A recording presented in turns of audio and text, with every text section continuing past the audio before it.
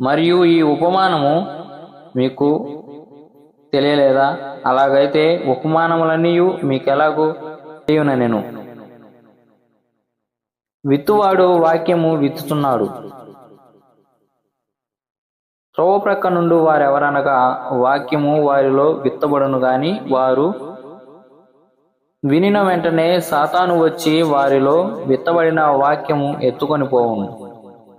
అటువలే రాతి నేలను విత్తబడిన వారెవరనగా వాక్యము విని సంతోషముగా అంగీకరించువారు.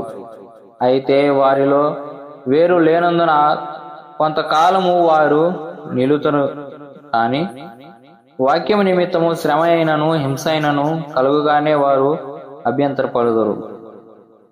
ఇతరులు ముండ్ల పొదలలో విత్తబడిన వారు. వీరు వాక్యం విందురు గాని ఐహిక విచారములను ధనమోహమును మరి ఇతరమైన ఆపేక్షలు లోపల చొచ్చి వాక్యమును అణిచివేయుట వలన అది నిష్ఫలమగును.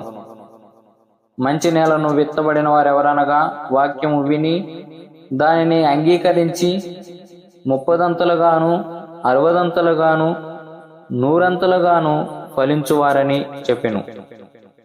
మరియు ఆయన వారితో ఇట్లనెను, దీపము దీపస్తంభము మీద నుంచుటకే గాని కొంచెము క్రిందనైనను మంచము కిందనైనను ఉంచుటకు తేబడదు కదా. రహస్యం ఏదైనాను తేటపరచబడకపోదు, బయలుపరచబడుటకే గాని ఏది మరుగు చేయబడలేదు.